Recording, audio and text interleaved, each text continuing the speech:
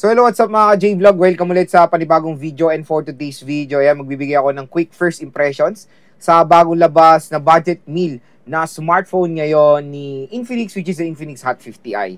Maganda kaya ito i-consider. Tara mga J-Vlog, check natin.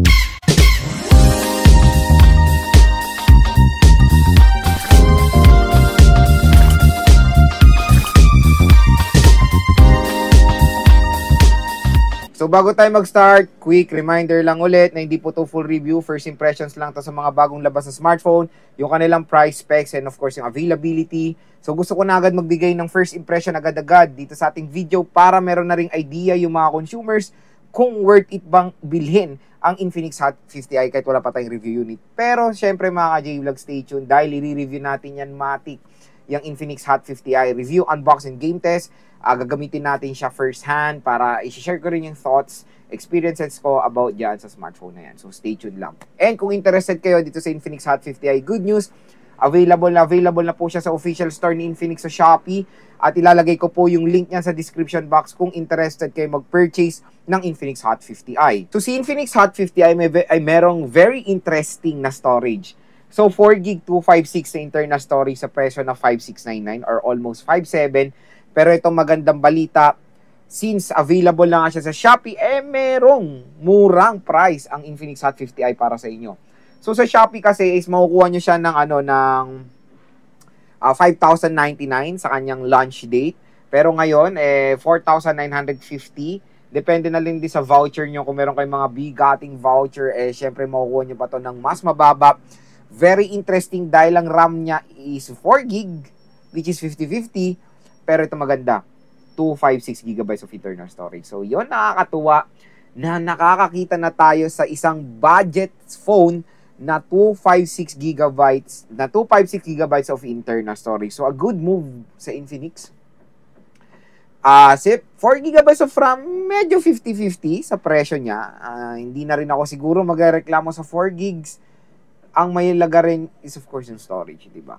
4GB of RAM, to be honest, for a below 6,000 pesos smartphone is considerable pa naman yan. Don't worry. Ang minimum na 6GB is 6,000 plus pataas, di ba? 4GB, medyo okay pa naman sa presyo na 4 to 5,000 pesos, di ba? At least, yung storage ay sobrang okay. So, next sa camera, very interesting mga J-Vlog ang move ngayon ng Transsion na nagsi-single camera na rin sila finally when it comes sa mga budget smartphone. Kaysa naman sabihin nilang dual rear camera, triple rear camera, pero very useless naman yung triple at dual, di ba?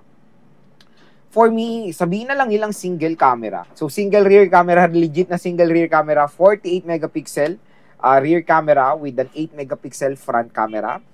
Sa screen, 6.7 inches, IPS LCD display na may resolution na HD plus 720 by 1600 pixels. Meron 262 pixels per inch and 120Hz screen refresh rate sa OS out of the box. Android 14 siya with XOS 14.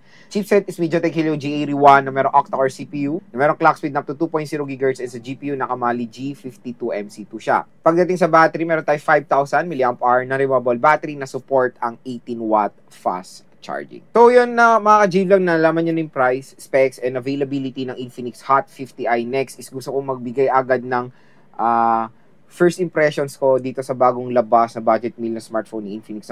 Number one dyan is the screen. Screen is okay mga J-Vlog, very sulit. Below 6,000 pesos na merong 120Hz screen refresh rate is a good addition yan, of course. With the large screen size na paniguradong pag gagamitin nyo, may enjoy nyo yung form factor, yung aspect ratio niya. For example, malaki yung screen niya. Pag gagamitin nyo, marami kayong makikitang content when scrolling sa social media, while playing games, malaki rin ang 6.7 inches na screen display mga J-Vlog. HD plus 720p is considerable sa below 6,000 pesos na smartphone. For me, is okay pa yan. Don't worry. And iba, to be honest, nakikita ko sa comment section na mas piniprefer nila ang HD plus 720p resolution kasi matipid daw sa battery. Which is tama naman, matipid sa battery. Pero syempre, let's embrace innovation, di ba? Na mas maganda pa rin talaga ang Full HD plus at W Full HD plus na resolution compare sa 720p.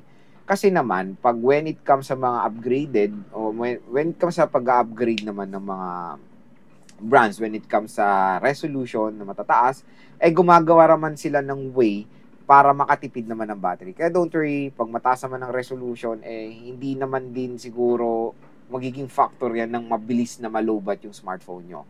There's always other possibility na merong ibang kumakain ng battery beside hindi lang dahil mataas ang resolution nyo. Next is chipset. The chipset is eto na ngayon yung nakikita kong trending na chipset when it comes sa budget meal na smartphones today. And ako, nagulat ako, to be honest, hindi ko alam na bagong chipset to. Kasi narinig ko G81, nakala ko kasabay lang ng G80, G85.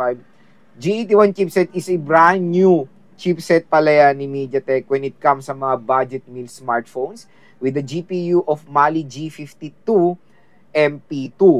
Well, nakikita ko sa ibang website na mas malakas or mas okay ang G52 MP2 na GPU compared sa G57 MP1 na GPU. Pero when it comes sa real-time comparison ko sa Tecnospark 30C and Tecnospark Go 1 na merong Unisoc T615, hindi sila ganun kalayo ang difference. And mas piniprefer ko pa rin ang Unisoc kasi mas older siya ng konti at mas optimized ang chipset niya, mas available siya sa mga ibang settings na matataas, diba? Kaya G81 is okay rin. G81, natin yan? Tingnan natin, i-welcome naman natin yung bagong chipset. Pakitaan niya tayo ng okay na performance. So let's see, pag na-game test ko na rin yung Tecnospark 30C, abangan nyo na lang din, gagawa ko ng mga full comparison. Don't worry mga J-Vlog. I'm so excited then of course to review, unbox, and game test ng Infinix Hot 50i kasi ang dami pong mga bagong budget smartphone na panigurado ang mga consumers natin ngayon ay naguguluhan na ano ba ang bibilin na smartphone, di ba? Pero don't worry, the G81 chipset is hindi naman siya mabagal na chipset when it comes sa mga navigating, when it comes sa scrolling ng social media, when it comes sa panonood ng movies. Kumbaga basic tasks, casual things, wag kayo mag-expect na maglalag to. Okay siya. Okay naman siya. Kasi na-try ko na yan sa Tecnospark 30C. Sa gaming, G52 is a good naman na chipset when it comes sa budget meal ha. Ito kasi to be honest, napapansin ko to sa comment section. Ayaw nila yung G52. Ayaw nila yung G57 na GPU. Pero ang budget nila, 4,000, 5,000, 3,000 pesos. Don't expect na merong matataas sa GPU sa ganyang mga price point. Always manage your expectation doon, of course, sa budget nyo.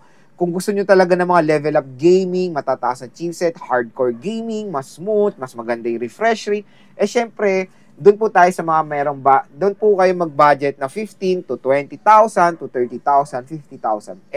Paniguradong doon ay mga solid ang mga chipset niyan mga J-Vlog. Pero budget meal na smartphone, 5,000, 3,000 or 4,000, tapos kaya mag-handle ng mga favorite games nyo na hindi naglalag, hindi nag-frame drop na malala, embrace nyo na lang mga J-Vlog. Kasi tulad ng sinasabi ko sa mga ibang previous video ko, syempre nasaksihan ko ang innovation ng mga Android smartphones Compare mo naman mga ka-J-Vlog nung year 2019, 2018, 2020, 2021, ang mga brands nagsisilabasan ng ganitong presyo 5 to 6,000 pa nga na sobrang bagal ng chipset, ang pangit pang laro, tapos ang bababa pa ng storage, di ba? Na ngayon, yung mga smartphones today, embrace nyo naman na si Transsion, di ba? Nagbibigay ng mga magandang specs sa murang halaga, ay nakakapaglaro tayo better. Nakakapaglaro tayo ng mas okay, di ba? At matataas ang storage. So, yun. For me, hindi ako magrereklamo sa storage na hindi ako magrereklamo sa chipset na bibigay ni Infinix dito sa Infinix Hot 50i. As long as nakaka-handle naman siya ng mga task, okay naman siya. And as long as nakakalaro rin naman tayo kahit paano dito, all goods naman yan. Consider nyo pa rin yung presyo. Next is yung the storage. Storage is yung huge factor ng Infinix Hot 50i, to be honest. 256 gig, sa presyo na below 6,000. Minsan makuha nyo pa ng 4 plus. Sulit na sulit talaga. Consider nyo na yan na isang factor pag bibili kayo ng Infinix Hot 50i. Meron siyang plenty of storage to store more games, photos, videos, music, at marami pang iba. Next is the 18-watt fast charging rate. For me, is okay. Minimum. At least 15 watts nga, di ba? Sinabi ko nga, consider pa siguro 15 watts. Pero 18 watts is okay yan. Okay na okay. At least 18 watts na rin talaga the best. 15 watts, siguro 4,000, 3,000-ish. Pero sa 5,000, 18 watts na siguro ang the best. The which is na nandito yan sa Infinix Hot 50i. So, yon mga ka-J-Vlog ang ating first impression dito sa Infinix Hot 50i. Again, kung napupusuan nyo tong smartphone na to, lalagay ko po yung link niya sa description box. Mag-purchase na kayo. Napakasulit niyan. Abangan nyo na rin din yung full review, game test, and of course, unboxing ko sa Infinix Hot 50i.